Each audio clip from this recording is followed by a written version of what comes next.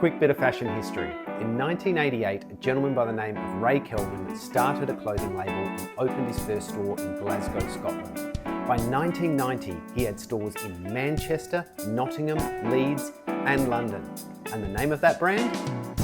Ted Baker. Hello everyone, welcome back to the Twisted Hazel. I am Corey and I love to discuss clothing, fashion, style, gear and equipment, all the things that I love to talk about and have no one to share it with, but you guys. We're continuing our video series on British brands and British styling because of my upcoming trip to the UK, which you've probably heard me talk about 100 times already if you've watched my previous videos. And today we're talking about the brand Ted Baker. Ted Baker is I guess you could call it a high street brand, but a higher level. It's not super expensive, but you know, they're not the cheapest either. But I really like Ted Baker. They've been around for a while now. You can get their stuff secondhand in thrift shops. You can get it on eBay. And when their stuff's on sale as well, it's not super expensive either. And I really like their designs. They've got a lot of classic designs, but with a lot of modern twists and hidden patterns and things like that in them. The other reason I want to talk about Ted Baker is I've got a formal event coming up in the UK when I'm over there, and the suit that I've got is actually a Ted Baker suit. So I wanted to sort of show you how I'm styling that, but also talk about the brand Ted Baker. So as I mentioned in the opening, Ted Baker was started in 1988 by an English gentleman who then made his store in Scotland. And they actually started out pretty much as a shirt company. And then from there, they actually went further into men's fashions, mostly into suits and things like suits and ties and things like that. And I believe it was 1995, they started making women's clothes as well. And they are now a massive brand all over the world. They are, I believe, owned by a conglomerate now, and I don't think Ray has anything left to do with the company because of legal issues, but they are very well known all over the world, and their clothing is made to a really good standard. The thing that I've really liked about Ted Baker clothing is that when you buy something from them, it has a nice premium feel to it and a premium look to it. But it's not stupid expensive. Yes, you're gonna have to pay maybe $100 for a shirt, maybe $200 if you buy if you pay full price or whatever. But you can pick them up secondhand very inexpensively for $50, $60. And this is in Australian dollars, I should point out. So they are, for most people, especially most middle class incomes, you can afford something of Ted Baker's and you feel really good in them. All the clothes that you see there hanging is Ted Baker clothing, and I have not paid for any of that full price. Every single piece there has been bought either second hand or on sale. The difficulty with Ted Baker though is that if you're buying it online, if you're not getting to try it on beforehand, their sizing can be a little bit tricky. Roughly, they have an odd size, the way they size. They size it by numbers, so like simple numbers. Size 1, size 2, size 3, size 4, size 5, size 6. As a rough idea, size 2 is small, size 3 is medium, and size 4 is large. But what I've found with Ted Baker is you really need to know the fit. So in general, I'm a size 3, a medium with Ted Baker. But a lot of their clothing is quite slim fit. And, you know, several years ago when I first got into Ted Baker and I was a lot slimmer than I am now, that wasn't an issue. But if I try on some of their medium clothes these days, some of them will fit me perfectly and some of them will be quite tight on me. I'll give you an example. So this is a size 3 medium Ted Baker polo. As you can see, it is actually quite tight on me. I can get it on quite comfortably, but it absolutely clings to me and shows every single bulge. It's pretty much a fitted top. Whereas this Ted Baker t-shirt is also a size 3 medium, and it fits me perfectly. Doesn't show off the bulges, it's not tight fitting. As a matter of fact, if I went up to the next size in this, it would be way too big. On the other hand, this dress shirt fits me absolutely beautifully across the chest. It fits me really comfortably on the arms. The arm length is perfect, but it is incredibly tight around the waist. As you can see, once again, showing off all my curves. Then I get this, my beautiful Ted Baker jacket, which fits me absolutely beautifully. The arms are slightly long, but I'm a shorter guy. I tend to expect that with jackets. But apart from that, this jacket fits me absolutely perfectly. So herein lied my quandary with Ted Baker. I absolutely love it. I can't really afford their stuff full price, and it's tricky buying their stuff secondhand. Even though there's a lot of it out there, it's hard getting it because most of it you have to get from eBay or in sales online and things like that. And without trying it on, it's difficult to know exactly what the fit is like. Even on their website, sometimes it doesn't state that it's a slimmer fit or that it's a looser fit or whatever. And that was an issue that sort of happened with the suit that I bought. A few years ago, I needed a suit. I was going to a wedding. I didn't have a nice suit and I wanted a nice suit, but I didn't just want to buy a cheap $200, $300 polyester suit. But I couldn't afford $6,000, $7,000 for a wool suit. So I looked online, I knew I was a shorter guy, and I knew I had to find a short suit. I was very excited when I found this. This is my Ted Baker wool suit. It was exactly the right size for me. It was the right waist width. It was a 40 jacket, and it was also short length. And so I thought, perfect. That's exactly what I want. And it was only $80. And it is a pure wool suit. So when I got it, the disappointing thing was, it was actually a loose fit suit. Now, back in like the 90s, that was sort of the style. Suits tended to be very baggy and very loose. It was sort of a bit of a holdover from the 80s. And it looked silly on me. It fit and it was fine. The length was a little bit longer than I would have liked, but I'm a shorter guy, so I have to suck that up anyway. But this thing was just, it looked so baggy, and it literally looked like a retro suit from like the late 80s, early 90s. So I didn't want to get rid of it though. It's beautiful charcoal coloring. It's the right color. It's the right fabric. It's a wonderful, well-made suit by a wonderful brand. So what to do? Simple solution. I got it tailored. So a lot of people get a little bit nervous or anxious when we talk about going to a tailor. When I say tailoring, I don't mean your fancy suit tailor that's going to charge you $1,000 to make you a perfectly bespoke suit. I'm talking about your local alterations person who can do things like take your the legs of your pants up, or take the length of your jacket up a little bit. I've gone to my local alterations lady who does a fantastic job and doesn't charge a whole heap. For example, just to take your pants up, for example, she charges like $25. So she's not super expensive, and she's actually been able to adjust my suit to exactly the way I want it. So basically she has, first of all, raised the hems, because even though these were classed as a short leg length, they were still a bit short, still a bit long for me because I am a short guy. So she's taken those up. She's also tapered the legs a bit, because these are actually really quite comfortable and right now, but they were huge and baggy on me, like that real sort of late 80s silly baggy. So she's taken those in as well.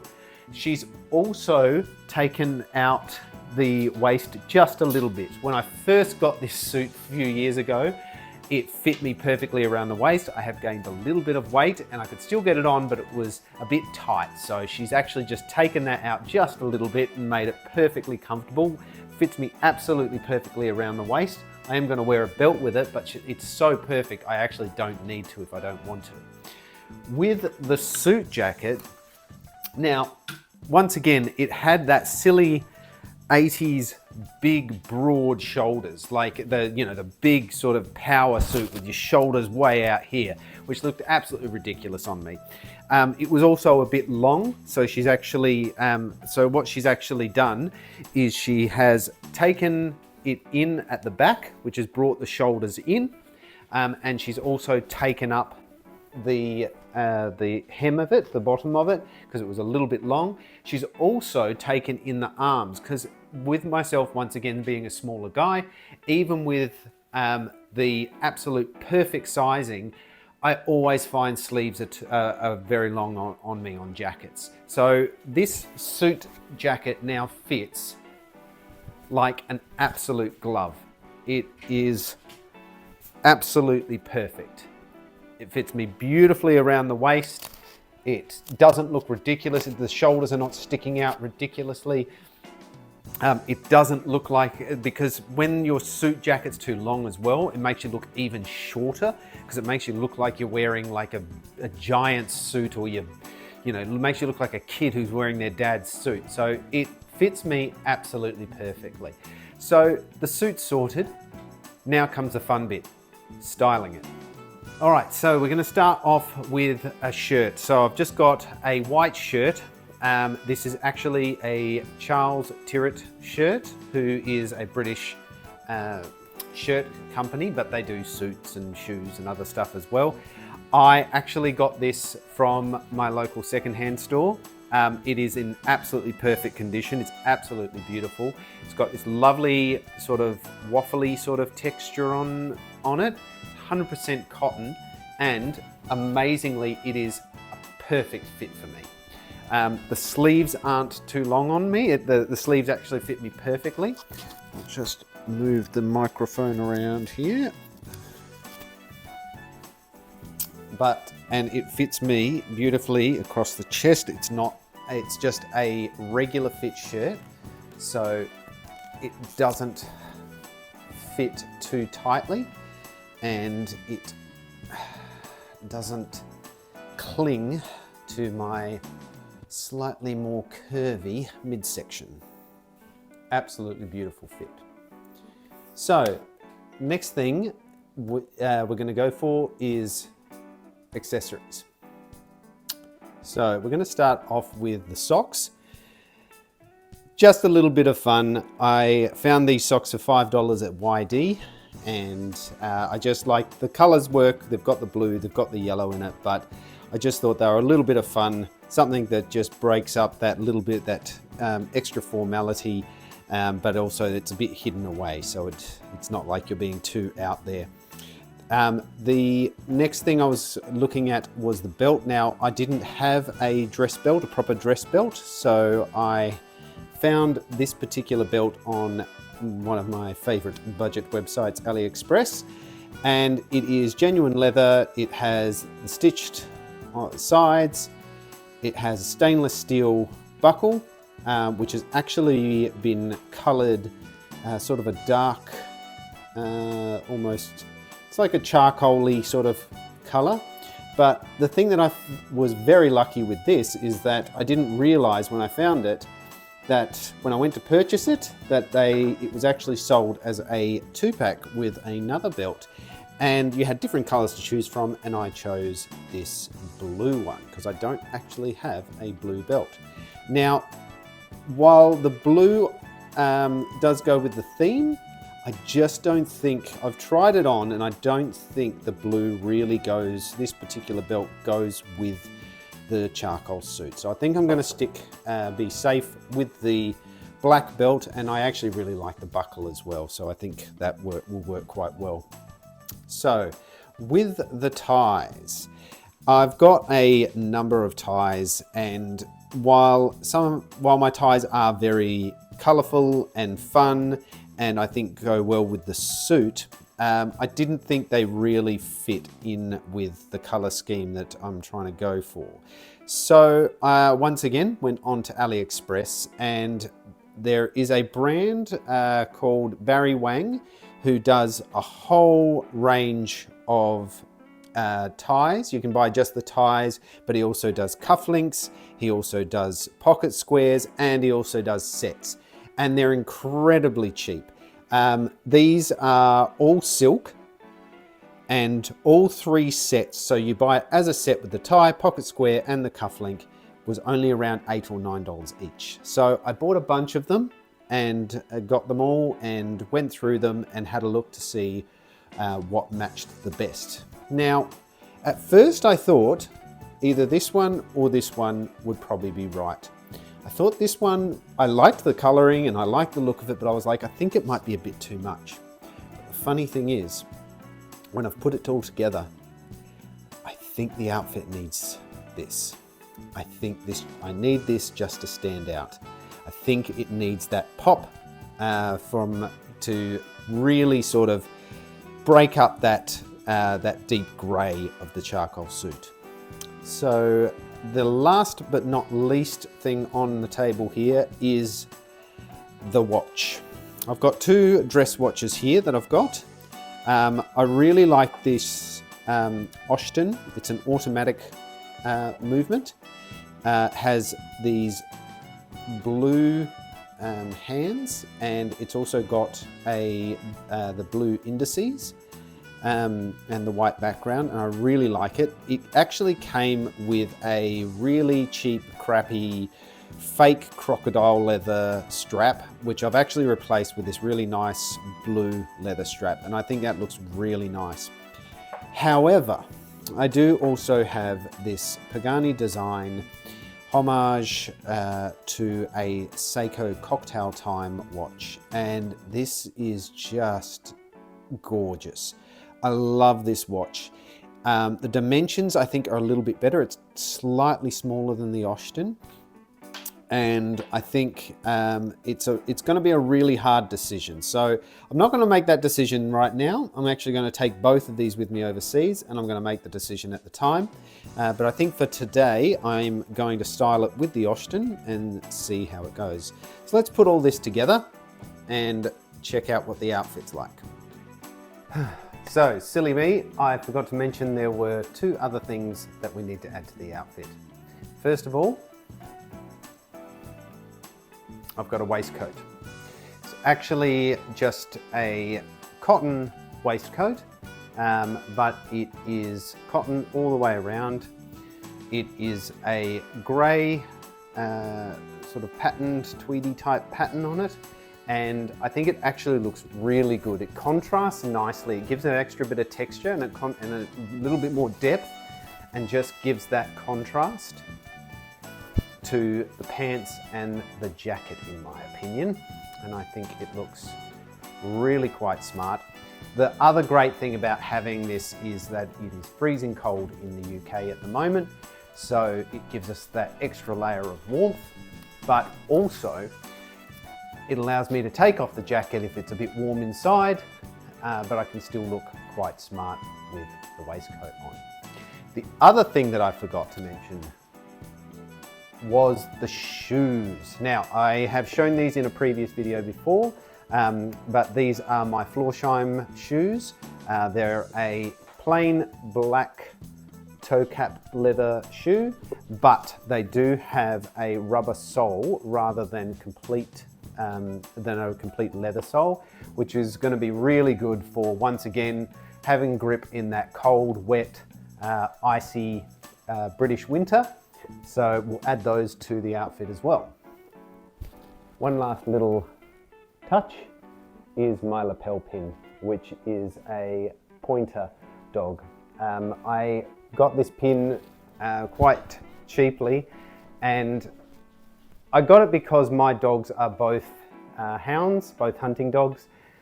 Unfortunately, I don't have a pointer. I've actually got a foxhound and a beagle bloodhound cross. but there's not many pins out there that I could find for those types of dogs. So I think a pointer is close enough. When I saw it in the shop, and I think it was like $5 or something, it's very cheap. I was just like, yep, that just adds a nice little touch to the whole outfit. So there you go. This is my budget formal outfit. As I said, not hugely expensive. It was, yes, the suit was $80 secondhand off of eBay, but in excellent condition. Yes, I had to get it tailored. Tailoring all up cost me about $200, which might seem expensive, but when you consider that this suit bought brand new would probably be between $800 to $1,200. And I've basically got and even if I bought a brand new Ted Baker suit, it probably wouldn't fit me as perfectly as this one is fitting me. The sleeves might be slightly too long. I might still have to have the legs taken up. So for $380, I have got a perfectly fitting 100% wool Ted Baker designer suit. The tie cost me a whole $8, and oh, almost forgot, pocket square. Yep, tie and pocket square cost me a whole $8. The shirt, as I said, I got that got that second hand, absolutely perfect condition, brand new. You're probably paying a minimum of $50 for a Charles Tyrwhitt shirt. Full price, you're probably paying closer to $100. I got it for about $18. The vest, I think I bought that years ago from, I think it was from Next in the UK, and that was only about $20. The shoes are probably they're probably the most expensive thing of the whole outfit because they were brand new, but I still got them on sale. Full price, they were about $200. I got them on sale for about $130. So not bad. And the socks, I think they were like $5. Lapel pin, that was about $5. And my watch, now Oshton and Pagani Design, if you know AliExpress, they are Chinese made watches, but they are very well made Chinese made watches. Yes, they're not super fancy and super designer, but they look the part. And honestly, if someone's coming up to me at this event, looking at my watch and asking me, oh, you know, is it this brand or is it a Rolex or whatever, then I don't want anything to do with them. Honestly, no one's going to do that. It's there to look the part. It is like jewelry, which is essentially what watches are these days. So there you are. That's my budget outfit. I actually feel really good in it, and I can't wait to wear it to the event. Thank you everyone for watching. If you've enjoyed the video, please give us a thumbs up, and I'd really love you to consider subscribing. It helps us grow the channel, it pushes us out and allows other people to see what we're doing. Stay tuned for our next video because I'm going to be showing you what I'm packing to go overseas and how I've come to the decisions on what I'm taking with me to the UK outfit-wise. Thanks again. We'll see you in the next one.